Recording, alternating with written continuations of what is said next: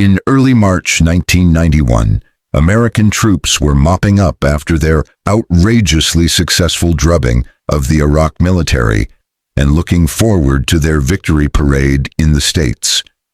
Saddam Hussein, the butcher of Baghdad, had rolled over Kuwait, his tiny and powerless neighbor to the south, about 7 months before. In response, the United States built an international coalition, mobilized record numbers of troops and weapons in record time, and ran the Iraqi army out of Kuwait, slaughtering hundreds of thousands of them, including the much-vaunted Republican Guard, in mere weeks.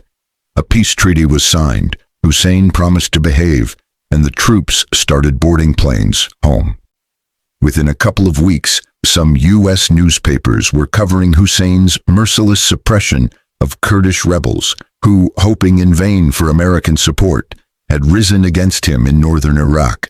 But by and large, the American press was off the war and on to other matters: legislative battles in Congress, school lunch programs, Hollywood gossip. The hottest story of the day was the LAPD's videotaped beating of a black man named Rodney King, viewed by every American who wasn't blind, brain dead, or living on the moon.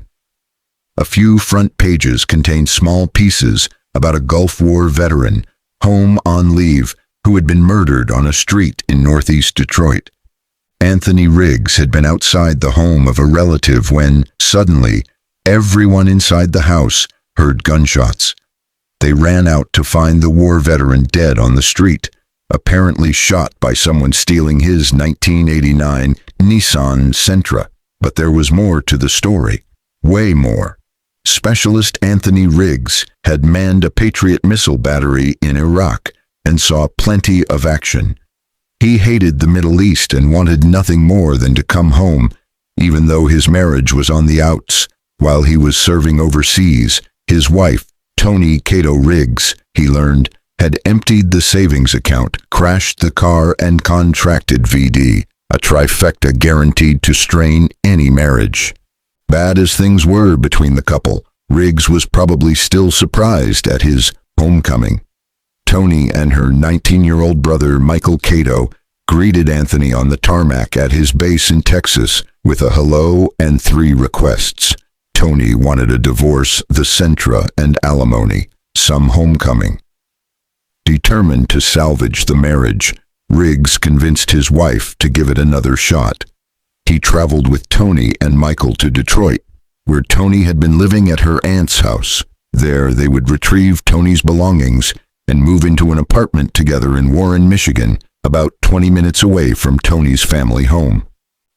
At about 2 a.m. on March 18th, Anthony was packing up a moving van in front of the Cato residence. The morning was misty with rain, and Toni stayed inside. As Toni went to turn the outside lights on for Anthony, she heard 5 gunshots. She and her relatives ran out of the house, screaming. Anthony was lying in the street, shot point blank in the back of the head. He was gasping for air, then he coughed a couple times, and that was it, said a neighbor who had also come outside after hearing the shots and screeching tires. In grim irony, one of Anthony's letters from Saudi Arabia arrived in the States hours after he died. "There's no way I'm going to die in this rotten country," Riggs had written to his family. "With the Lord's grace and his guidance, I'll walk American soil once again." Anthony would be missed by everyone. In an interview with the Detroit Free Press, Toni's aunt, Marjorie Cato, recalled his great sense of humor. The day before he was killed, she said, he had made her laugh so hard her side hurt, and when he was in the Gulf, he had sent a care package of strangely shaped Arabic chocolate bars for everyone in the family. She still had hers stored in the freezer. In the same article, a member of Anthony's army unit said that Anthony had wanted nothing more than to come home and see his wife and stepdaughter.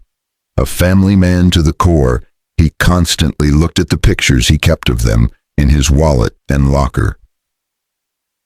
Detroit in the early 90s wasn't exactly Shangri-La. Known for its crack dens and street shootings, It was among the most violent cities in America. But for Riggs, it beat war any day. "I just got back from where they were firing missiles at my head. Those bullets aren't really going to frighten me now," the 22-year-old told his mother, Leslie Riggs. Numerically speaking, though, Detroit was more dangerous than the battlefields of Kuwait, especially for a young black male such as Riggs. According to a study conducted by the Heritage Foundation, a 15-year-old black male in Detroit stood a 7.2% chance of being murdered before the age of 45, the third highest rate in the nation.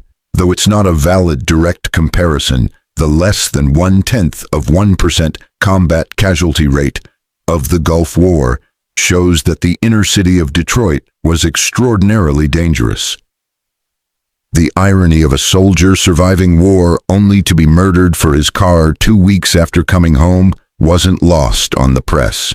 The murder quickly became a cause célèbre for activists. The streets were filled with drug dealers and killers, they said. Why fight a war overseas when a generation of black youths was being gunned down at random in its own neighborhood? The real war was here, not in the Middle East.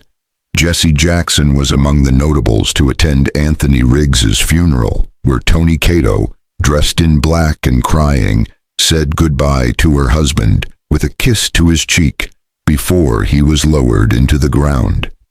Though concerns about America's inner cities were valid, random violence was indeed cause for alarm. Detroit detectives weren't assuming anything.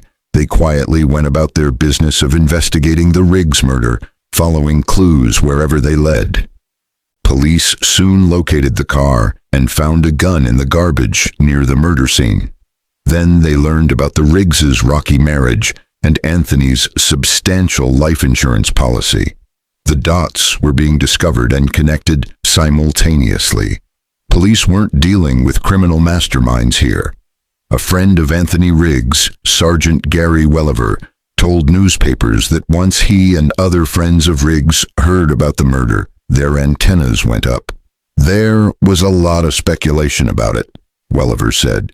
"For anyone who knew what was actually going on with them, the speculation ran even deeper." "He was set up," said another. "They all knew Tony's story, and they didn't like her or trust her. She had once considered joining the army with her husband, but couldn't pass the physical. Then she moved in with Anthony's mother in Las Vegas and did nothing but sit around, eat, watch TV, and talk about the expensive clothes and cars she thought she was entitled to." Police picked up Michael Cato, and he sang like a bird. Twice he confessed to pulling the trigger, and in one confession, he told police that his sister masterminded the whole operation. On March 26th, the scheming siblings were charged with first-degree murder. Michael's attorney, James O'Connell, told the court that his client talked only after 13 straight hours of questioning. The confession had clearly been coerced and should be dropped.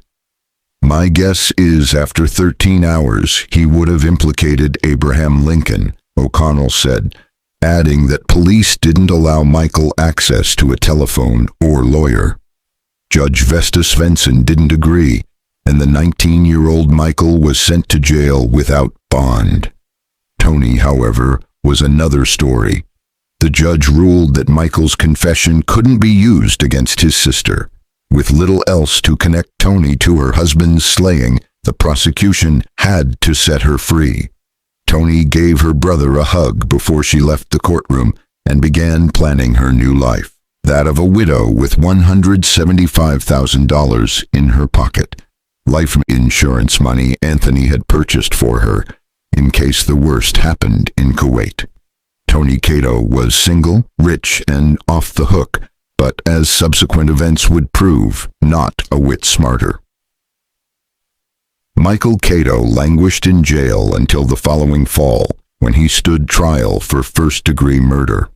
Building their case that the Riggs killing was a murder for hire, prosecutors focused largely on Tony and Anthony's marital problems. It took the jury just over 3 hours to decide on a guilty verdict. Michael was put away for life. But everyone involved knew that the story was only half over. Police still had their sights set on Tony and made no bones about it. Prosecutors and cops publicly stated that eventually they would gather enough evidence to ensure that both Catos would spend their lives behind bars. One would guess that Tony would maintain a low profile given the amount of publicity focused on her, and one would certainly think she'd go out of her way to keep her nose clean, at least until the heat died down. But Tony had ants in her pants. Her behavior thus far was that of a woman completely devoid of patience, and a close call with the law wasn't about to change that. Plus, she desperately needed more cash. As it turned out, her brother wasn't the only person involved in murdering her husband. Supposedly, a third party involved in the deed was now blackmailing her. Pay up or I squawk. Further, she had blown a good chunk of the insurance money on defense lawyers. So Tony Cato decided to establish herself in the Detroit drug trade, taking one step closer to that sticky web she started weaving in March 1991. In February 1993, undercover operatives of the U.S. Drug Enforcement Agency, DEA, posing as high-level drug dealers, sat down with a woman arguing her case that she was an ideal candidate to smuggle drugs over the borders from South America. She offered a plan. She would fill up balloons with narcotics, swallow them, and hop a flight to the United States. Simple as that. The agents heard her out. They were in the middle of a major sting, hitting the big drug trafficking spots across the entire country. The woman in the job interview was, of course, Tony Cato, and the agents were more than happy to sit and listen to her pour her criminal intentions out on their laps. The best part was that they never sought her out. She had come to them. It would actually be funny if the circumstances weren't so tragic. Tony Cato had unwittingly entered the DEA's snare through a colleague named Rosita de la Paz, who was attempting to traffic large quantities of cocaine from Texas to Detroit.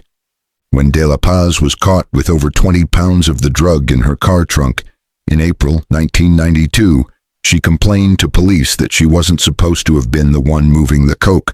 It was that damn Tony Cato who should have been doing it. But she had backed out at the last minute to take a final exam for a class she had enrolled in. Tony Cato? The Tony Cato. Yep. The agents immediately contacted Detroit Homicide and went to work. The DEA agents met with Cato periodically over the next few months, armed with wires and hidden video cameras. It was a turkey shoot. Cato blabbed one incriminating tale after another, all beautifully captured on tape. First, she told the agents all about how she masterminded her husband's murder so she could cash in on the insurance money. Perhaps she was trying to prove she had the guts to play with the big boys, or perhaps she was just plain bragging, but she revealed every bloody detail on multiple occasions. One day, her brother had approached her with an offer to kill Anthony and collect on the insurance.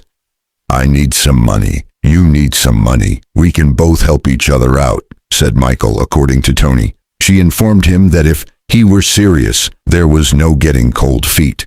"He ain't my husband, so it's no matter to me," her brother reportedly responded. "So I was like, fine, whatever," Tony said. Her demeanor was a far cry from the sobbing wife she portrayed at her husband's funeral. She often laughed as she told the details. In another meeting, she talked about the blackmail situation. A friend of her brother named Antonio Shelby had given Michael the gun used to kill Anthony Riggs, she said. Now he was threatening to rat her out if she didn't pay up. In one more incredible misstep, Tony tried to pay the agents to kill Shelby. She said that this bone in her throat wouldn't go away. The agents asked her what she wanted. Him eliminated, period. She was captured on video saying, "No coming back, no nothing." Tony Cato was arrested in November of 1993 on drug charges. She was later arrested for the murder of her husband, after which she provided a confession 10 pages long. The confession, though, couldn't be used against her. Although the police sergeant to whom she confessed testified that he informed Cato of her Miranda rights and that she signed or initialed her confession in 25 places, the judge sided with Cato, who claimed she had been denied counsel. Yet another confession that couldn't be used against her. However, the tapes would be admitted because they were made during an unrelated investigation, and they were more than enough for the prosecution. Tony Cato would face 4 charges: first-degree murder, conspiracy to commit murder, solicitation to commit murder, and use of a firearm while committing a felony. The trial began in May 1994. Leslie Riggs, Anthony's mother, was the first to testify. She read a letter Anthony had sent from the Middle East, expressing his desire to work things out with Tony. "I want our marriage to last. I would put my neck through a hot sauce bottle to please her," Anthony wrote. Leslie fought back tears while she read and cried when she finished. Various other witnesses helped finger Tony, including the insurance agent who sold the couple the life insurance policy. When he met with them, he said Tony wanted a much higher policy than Anthony thought she needed. Antonio Shelby also testified, but the audio and videotapes were the clincher. There she was, telling the world about her cold-blooded crimes, right on the TV screen. Her defense consisted of various motions to suppress evidence, claims that she was the target of a police conspiracy. Her attorney repeatedly called head investigator Sergeant William Rice Slick Willie. Suggestions of doctored evidence and intimidation by the DEA agents, and arguments of entrapment, a claim that outraged even the judge. The attempt to cast even the slightest doubt about Tony Cato's guilt failed miserably. The jury only took 3.5 hours to decide on a guilty verdict. The convict was cuffed and led out of the courtroom to begin her sentence of life without parole. "We were all very conclusive," the forewoman said. "There was nothing to explain." Cato's lawyer wasn't even mildly taken aback by the verdict. "I'm surprised the jury stayed out that long," she said.